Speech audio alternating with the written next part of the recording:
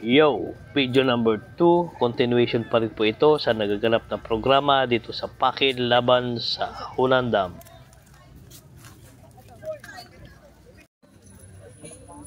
Nandito kami sa Pakil ngayon upang makinahok sa lakad panalangin. Ito ay hindi lamang paglalakad ng paa, kundi pagkilos ng puso ng mga Pakilenyo.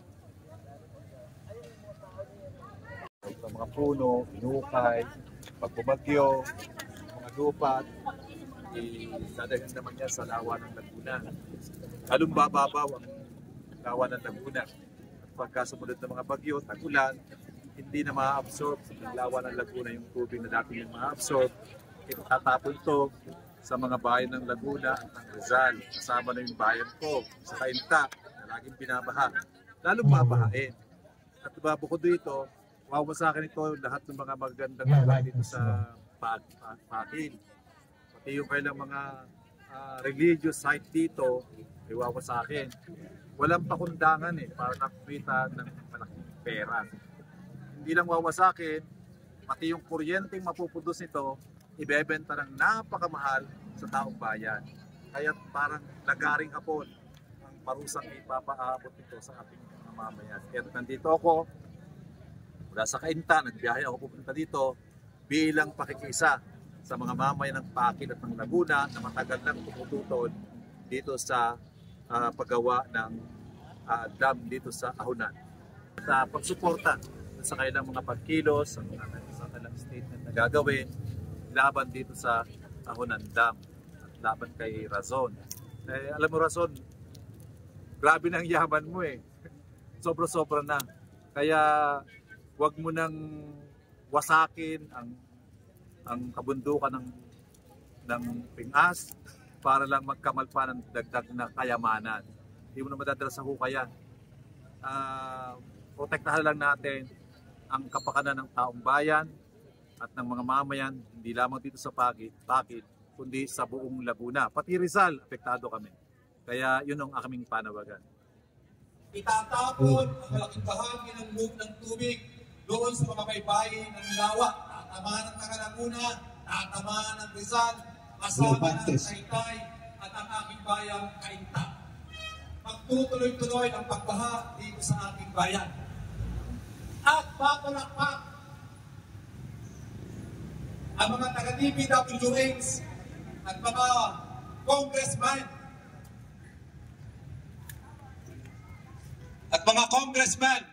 na kumikita sa flood control project. Di kaya magkasabot itong dalawa? Si Razon at saka mga congressman nagnanakaw ng pondo para sa flood control. Pababahain ni Razon ang Laguna at pagbumaha, ang mga baybay lugar sa Laguna, kikita ang mga kontraktor at mga congressmen na naglalaan ng pondo dito. Mga kasama, yan po ang dahilan kung bakit natin dapat tutuloy ito. Hindi lamang ang mga taga-Pakil na mawawalan ng tubig, babahain, mawawalan ng lugar na kung saan ay nagbibigay ng kabuhayan sa kanya, susuluhin ni Razon at ng kanyang mga kasabwat ng mga malaking negosyante. Ngayon gusto kong sabihin mga kasama dito sa Pakil, hindi lamang si Razon ang dapat nating sisihin sa problemang ito.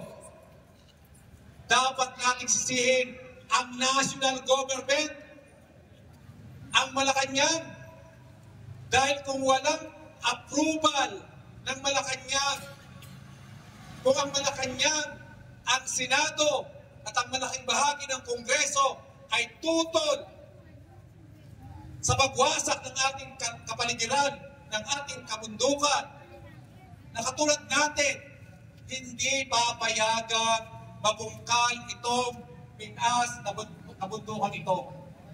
Hindi ito matutuloy. Natutuloy ito dahil suportado ng national at provincial government.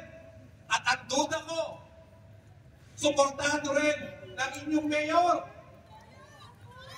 Hindi ba kayo? Hindi ba duda yun? Totoo ba yun? Totoo. At ang naririnig ko, may tinanggap si Mayor. May tinanggap si Gobernador. May tinanggap si Congressman. May tinanggap ang mga kawatan sa ating pamahalaan.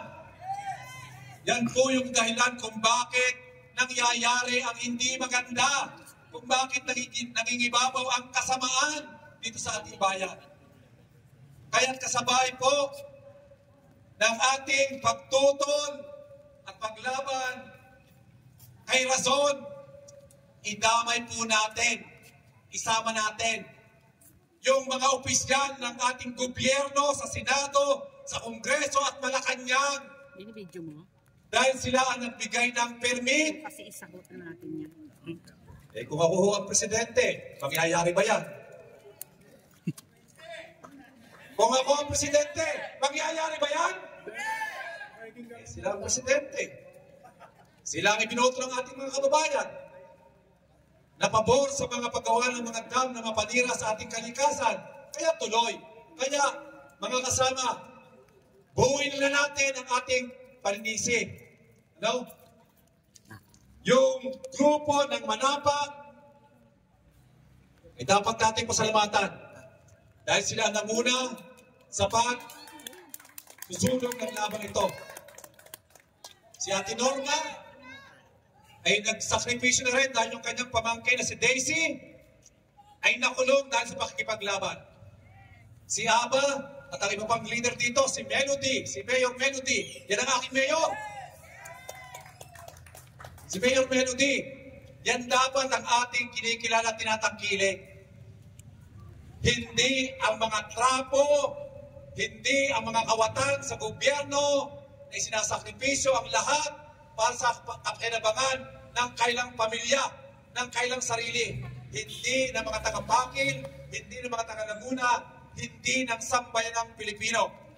Kaya mga kasama, sa ngalan po ng Partido Lakas ng Masa, kasama niyo po hanggang dulo ng labang ito.